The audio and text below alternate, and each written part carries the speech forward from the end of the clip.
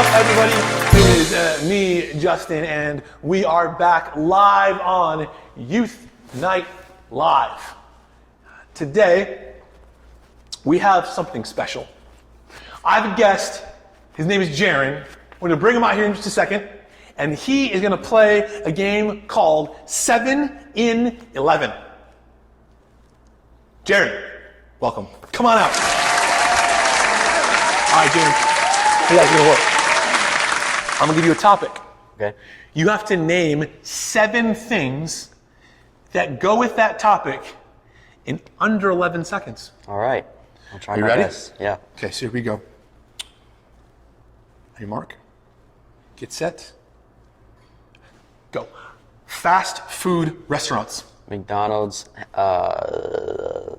Burger King, Chick-fil-A, In-N-Out Burger. I'm blanking terribly right now. Wendy's. How many do I have to name? 7? Mm-hmm. 5. Jack in the Box. Crystal. Okay. Was I out of time? We'll find out. Okay. Ready, set, colors, go. Red, orange, green, blue, yellow, purple, pink. Got it. That didn't work out so well. That was really good. Ready, Yeah. set, sodas, go. Coke, Pepsi, Sierra Mist, Mountain Dew, Dr. Pepper, root beer, Fanta. Got it. That one went. That was really good though. Ready, last one. Ready, Yeah. set, zoo animals, go. Giraffe, elephant, hippo, monkey, what else is at the zoo? Lion, tiger, bear. Got it, oh my. Are there bears at the zoo? I think so. Okay, cool. Yeah, polar bears, Yeah. panda bears, Yeah. koala bears. All of those would count, by the way. Yeah. Hey, up next, we've got a game from Blue Cheese with a Z, so take a look. What's up? It's me, Blue Cheese the Z, and today we are playing Slip and Slide Soccer. It's not for the faint of heart.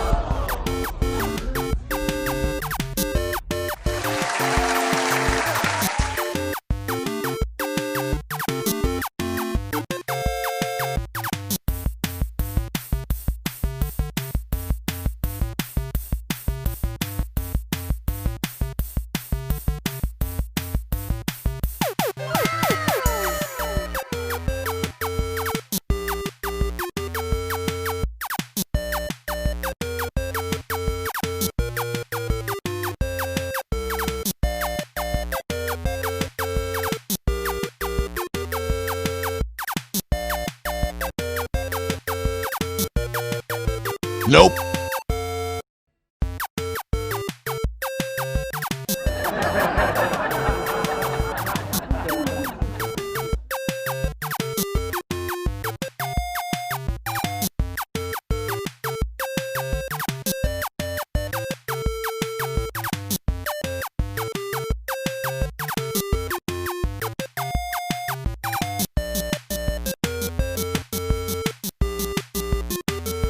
Nope.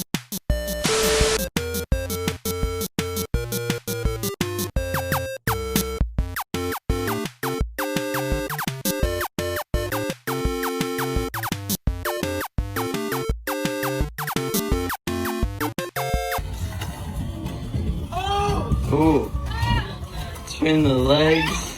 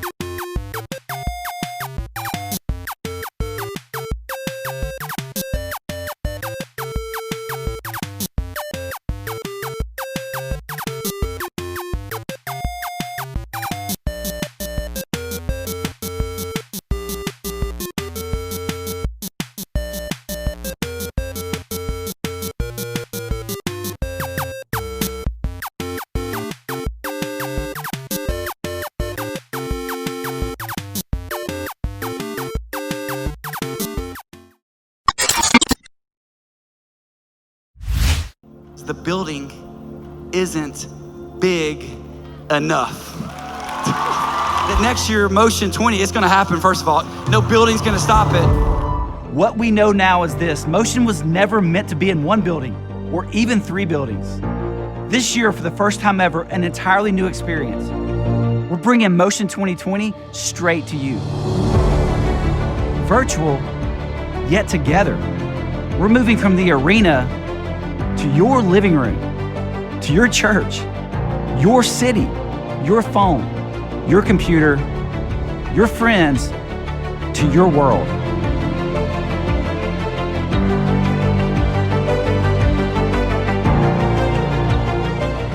One purpose, 3 days, all invited, all welcome, all belong, all together. A generation in motion.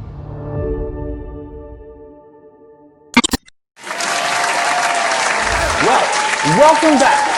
Today, our guest is none other than Lolo the Pro. Of course, we all know him as Logan. Give it up for Logan. What's up, y'all? Logan, it is so good to have you here with us. And today, you know what I want to do? I want to put you in the hot seat. I want to see you sweat. Hold up. I want to see you sweat. You know, I watched Erica and you's message last week, and I want to flip it to you, so I actually got some questions for you. I'll let it slide.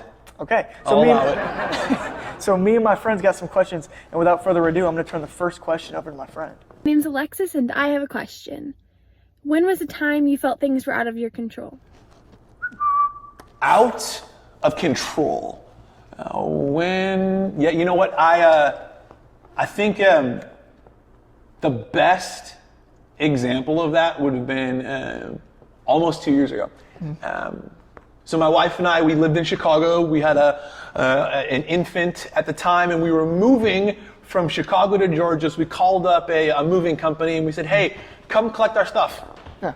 Which, like, the moving industry is a really odd thing. You basically give all of your things to someone else and then say, please deliver them on time. Doesn't happen. So the moving company, they said that they would have all of our belongings, like everything we own that didn't fit in my Jeep. We'll have it in 3 to 5 days. So like, great, you know, I'll slow down my drive from Chicago to Georgia, and I'll get there just in time. My stuff arrives, and I'm good. Well, 5 days went, nothing. 5 more days went, nothing. I'm calling them up. I'm like, hey, yo, where's my stuff? And they're like, it's coming. You know, and so now I'm starting to get a little bit like anxious, stressed, because I have no pots, I have no pans, I have no clothes. I had no bed. I was sleeping on an air mattress. And get this, it wasn't maybe 22 days after I moved that my wife was moving down with our son. So all their stuff was on the truck too. Now it got there just in time, but I remember being so stressed because it was so out of my control. Like they were like, we'll get it to you when we get it to you. And it's just, it's a thing. It was miserable. I just imagine you like just sitting there like in a foldable chair, just like. That's legit. Yeah, like my mom and I went out and we bought 2 like camping fold-up chairs. We just sat in a completely empty house. Like, well. Oh man. Want to go to the movies? Because we don't have a TV. Like that was it. Yeah. You know? Oh gosh, I can't even imagine that. That's rough. I've never moved. Never really want to. Don't. I'm gonna have to. It's not worth it. Yeah. Well, that actually leads me to this next question. What are some words that you would use to describe what you felt in that situation? Like, what's the worst part of being in that situation? Yeah, I think it's just like having absolutely nothing you can do. Like seriously, I would call up and they would tell me, well, it might be on its way tomorrow or next week. We're just kind of waiting and seeing. And I'm like, I have no more clean underwear. Like, I need clean underwear. Like, this is ridiculous. Like, what's going on here? And I think what happened in that experience. It's something that actually is pretty relatable for anyone who feels out of control. Like, you begin to tell yourself a story. And being made in the image of God means that we're all creative. Being creative means we can tell a really good story. And so we tell this story, I think sometimes the story can be incredibly accurate. Like, we nail it, right? And we're like, okay, I feel better. But sometimes we tell the story and it's completely inaccurate. But it's completely believable. And so you sit back and you're like playing the story in your head going, oh yeah, that's happening, yeah, and that, and that. And you start to feel things that you didn't even know you could feel. And as the story grows, you begin to think, man, does God even care? Like, is God even here? Or maybe you go to the place where you say, God doesn't even exist. Like, if there was a God, this wouldn't be happening. And I think oftentimes too, we have the feeling of like pain and hurt. And even when I found out, like, hey, your stuff is actually in a warehouse in Chicago, and I had all the facts, like, the pain didn't go away. I still hurt. I just knew more about why I hurt. And that's just not a fun place to be. So, yeah. I like that. That leads me actually to this next question. In your own words, describe Joseph's situation. Like, what do you think were some thoughts Joseph had while in the well? Yeah, well, let's back up for a minute. Let's just, for those of you that don't know the story, like Joseph, he's the youngest brother of like a basketball team with reserves. Like, they're set, okay? He's got the starting five, he's got the backup five, but he's like the number one favorite. He's like team captain as the youngster. Dad loves him, the brothers hate him, right? And so like, then he has this moment where he begins to talk about a dream he has. Dude tells his brothers, hey, I'm going to be in charge. And here Joseph is. He's telling his brothers what's up. And I think Joseph kind of shot himself in the foot. Like, his brothers are going, whoa. We're still here. We're still older. Like, we know Dad likes you more, but like, we are still the older brother. And so now the brothers are sitting back going, I'm not okay with Dad liking you more. More importantly, I'm not okay with you thinking that you're going to be in charge of me. And so they take Joseph and they decide to toss him into a well. But before that, they're like, you know what? I got an idea. Let's just kill him. Let's get rid of him. A little harsh. Little harsh. Yeah. If you ever think the best solution is just kill him, like, you've gone too far. But one of his brothers, Reuben, he's like, no, let's just we'll just put him in this well and we'll tell Dad that he's dead and we're good. And Reuben's thinking, I'll just come back and get him. And then the nightmare's over. So the brothers buy into this whole scheme, and then they see like a caravan off in the distance. And they go, I got this. Let's not leave him here. Let's sell him. Let's make some money on this guy. Like, let's just get rid of him, and then like what we collect, we'll just feel better about ourselves. And so they do that. And they bring this colored robe back home, and they go, hey, Dad, like, we think your son. They don't even call him his brother. They're like, no. We don't even want to call him our brother. Like, we don't even want to identify with him. We're just like, your son is dead. I mean, this dude is in a situation out of his control. Yeah. No doubt. I think if my siblings did that, I would be a little angry. A little angry, man. I'd be furious. But yeah, so what about you? What would some of your thoughts be? Man, if I'm Joseph and I'm seeing this whole thing play out, like, I'm probably going, wait a second, time out. I thought everything was good. I thought we were like just living life. Like, what happened? But then all of a sudden the pain kicks in, right? And the stories kick in. And Joseph, he starts like, well, if I was him, I'd probably get really angry. But Joseph says something that is incredibly powerful. Joseph says, God, you're in this with me. And so, was it? Let me just scroll up here real quick. Genesis 20, no, not 20. Keep scrolling. 38? No, 39. In Genesis 39, is this moment where Joseph says, you know what? God's got this. And the Bible says that the Lord was with Joseph. Like, I think if I'm in that spot, I hope that I would be saying, you know what? I'm not alone. I may feel alone, but God's got me. God's here with me in this well. But I'm not sure if I'd get there quite as fast, maybe as Joseph did. Having all the facts doesn't change the situation. Joseph's still in the well. He still gets sold. Like, he's still all alone. But even in that, the truth that God is with him is like, maybe I'm not in this by myself. Maybe I can get through this.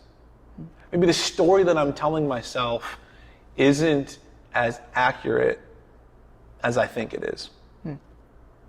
Because here's the thing, like, our circumstances, our situations, our environments, our possessions, all of that might change.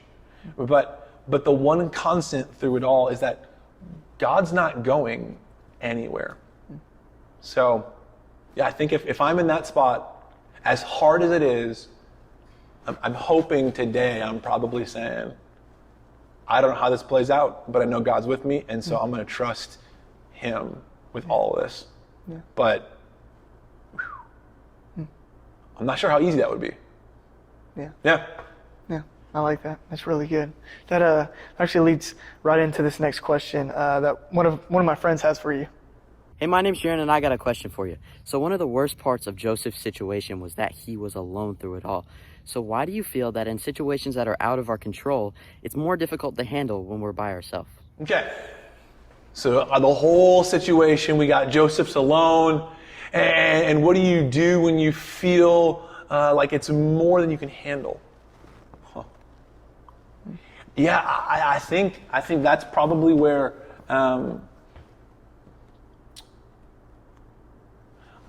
honestly, I think it's just acknowledging, man, I can't do this by myself. I can't do this alone. I can't fix it. I can't try to talk my way out of it. I can't try to perform enough to get something to change. Like, it's out of my control. I have to admit that I can't do this and that I have to trust that God is going to do something. So, yeah, that's really good. What if you weren't alone in the situation? Like, how would that have changed how you felt? Yeah. If I wasn't alone, I think I would probably be able to sit back and say, what are we going to do? Because, like, think about this. I kind of decided a long time ago that if I'm the smartest person in the room, or in this situation, in the whole, we got a problem. Because I don't have the best ideas. But when we come together, well, then we can grow with each other. But to step even further and to go, the creator of the universe, like the one who just speaks and it all happens, like he's in it with you, man, you can like learn from God in any experience. And so to be able to say, hey, I'm not alone, like God's at least with me here, then there's always something I can learn. And it means that the results don't depend on me. And I'll tell you what, if I'm in a hole and there's no ladder, That's the one thing I want to know, that the results don't depend on me. Because if they depend on me, then we got ourselves a bit of a problem. So, yeah. Yeah, for sure. That actually leads right into this other one. Like, my friend has got a question for you right here. Everyone, my name is Isabel, and I have a question for you. What are some ways we can be reminded that God is with us? Yeah, so what can we do to remind ourselves that God's with us? I think a common thing you'll hear around Cedarcrest is the 3 W's. Whisper, worship, and word. And so word is opening up the Bible, reading this gift that God has given us, his word. It's how he speaks to us. Worship is when we turn on the music that declares the truth of God, even when we don't feel it. But then whisper is creating that space for God to speak. And maybe you're saying, I've never actually heard like the audible voice of God. Yeah, that's pretty common. But if you have a thought and you're like, you know what? I don't normally think like that. And you run it through the grid of like, does this agree with what the Bible says? Is this true of God?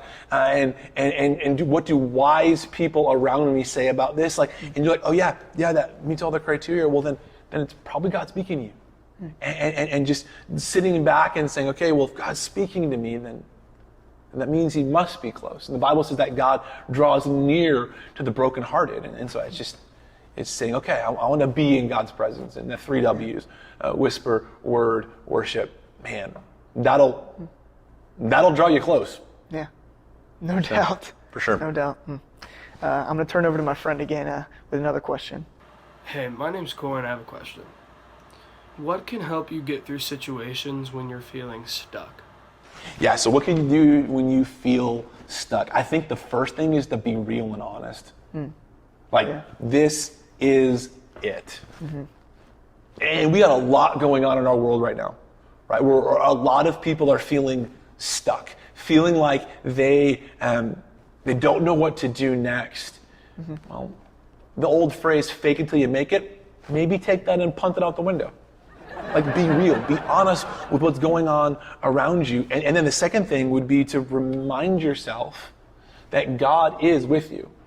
And if God's with you, well, then that simply means you don't have to worry about facing things by yourself.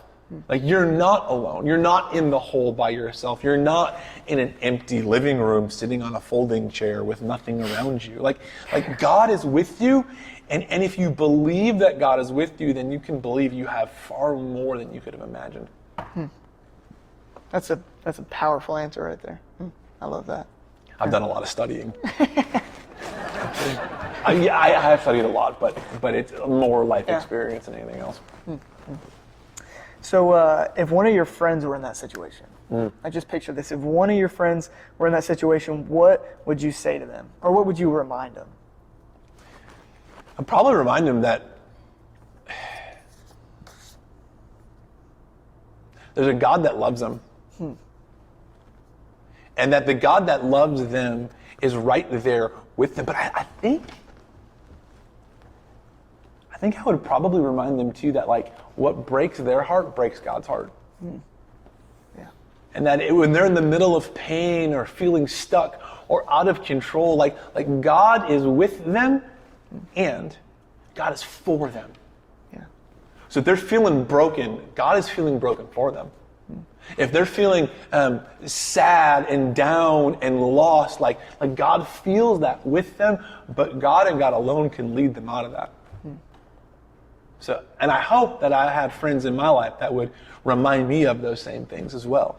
And if that's something you're feeling right now, here's what I want you to do. I want you to pull your phone out, and I want you to DM us on Instagram. Our handle is just Cedarcrest Student. I don't know why there's no vowels in student, but that's the thing. And just share what's going on in your world. And we'll get back to you. And we want to walk with you so that you don't feel alone, because the truth is, none of us are alone. You got me, you got Logan, you got Erica, you got your life group leader. That's why we do life groups, is to remind us that we're not alone. So yeah. Well, hey, that's all the time we have for today. Until next time, for Erica, Logan, and myself. Peace. Guys, Jaron here. So Justin mentioned taking a next step. I recently took my next step. I got baptized. I wasn't going to let COVID-19 or anything like that stop me from making my decision to follow Jesus public. So I decided to get baptized. Baptism is a public declaration of a private decision to follow Jesus. And you guys can take that next step too. So if you would like to, make sure to text at CS-saved to 81010. Someone from the student team will reach out to you and help you figure out how you can take the next step in your journey of following Jesus. So until next time, guys, see you later.